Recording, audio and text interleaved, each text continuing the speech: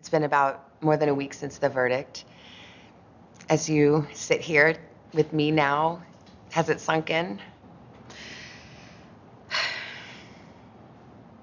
How could it? It's surreal and difficult. In part, yes. This has been a long time coming. Do you stand by your testimony and your accusations against Johnny Depp about abuse? Of course, to my dying day, will stand by every word of my testimony. The real-life drama of the defamation case between Amber Heard and her ex-husband Johnny Depp captivated millions of people around the world. Amber Heard just got exposed. Johnny, you hit me. This is so cringe. With clips spreading across social media like wildfire. I think vast majority of this trial was played out on social media. I think that this trial is an example of that gone haywire, gone amok, and the jury is not immune to that. You think the jury saw it? How could they not? I think even the most well-intentioned juror, it would have been impossible to avoid this. People online and crowds outside the courthouse made it clear where they stood.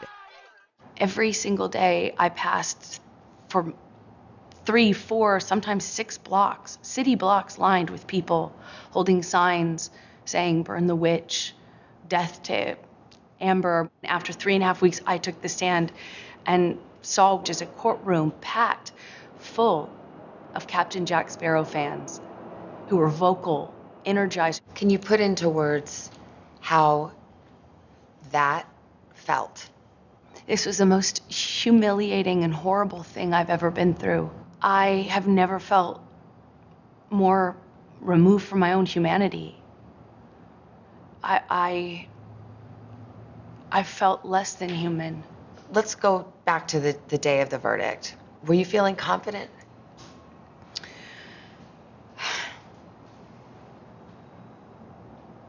That's a great question. I wish I could say yes to that. I want to say yes to you, but it wouldn't be true. Even if you think that I'm lying, you still couldn't look me in the eye and tell me that you think on social media there's been a fair representation. Do you find that Mr. Depp has proven all the elements of defamation? Answer, yes. After the 6-week trial, the jury found Heard defamed Depp in a 2018 Washington Post op-ed in which she wrote she was a public figure representing domestic abuse. She never mentioned her ex-husband by name. Depp denied the abuse allegations in court. Heard won just one of 3 claims in her countersuit against her ex-husband. That verdict came less than 2 years after a judge ruled against Depp in a similar case in the UK, in which he sued a British newspaper that called him a wife-beater. There was another trial dealt with the same substantive issues that had even more evidence in. In fact, my evidence was largely kept out, really important pieces of evidence kept out. Done differently, handled differently by a judge instead of a jury. Some evidence is admissible in a UK court that is not admissible in a US court. Do you think that maybe he just had better lawyers? I will say his lawyers did certainly a better job of distracting the jury from the real issues. For some people, they just were frankly disgusted by the whole thing and don't have much sympathy for either one of you. Can you understand that? Absolutely. I would not blame the average person for looking at this and how it's been covered and not think that it is Hollywood brats at their worst. But what people don't understand is it's actually so much bigger than that. This is not only about our First Amendment right to speak. But here's the thing about the First Amendment. The First Amendment protects free speech. It doesn't protect lies that amount to defamation, and that was the issue in the case. Yes, exactly. You can't go into, the free speech does not protect you if you go into a crowded theater and you scream fire. We get the concept of free speech from the Greeks. My understanding of what that means is not just the freedom to speak. It's a freedom to speak truth to power. But truth is the word. Yes. And that was the issue. And that's all I spoke. And I spoke it to power, and I paid the price. In the closing arguments, the Depp lawyer called your testimony the performance of a lifetime and said you were acting. What do you say to that? Says the lawyer for the man who convinced the world he had scissors for fingers. I'm the performer. I had listened to weeks of testimony insinuating that, or saying quite directly that, I'm a terrible actress. So I'm a bit confused how I could be both. The Depp team argued that you were the abuser, that you instigated physical violence. Did you? I never had to instigate it. I responded to it. When you're living in violence and it becomes normal, as I testified to, you have to adapt. You say you were responding, but there is evidence. There are tapes in which you acknowledge hitting. There are tapes in which you say, I started the fight. I know much has been made of these audio tapes. They were first leaked online after being edited. What you would hear in those clips are not evidence of what was happening. It was evidence of a negotiation of how to talk about that with your abuser. But I am looking at a transcript that he says, you start physical fights, and you say, I did start a physical fight. I can't promise you I won't get physical again. I mean, this is in black and white. I understand context.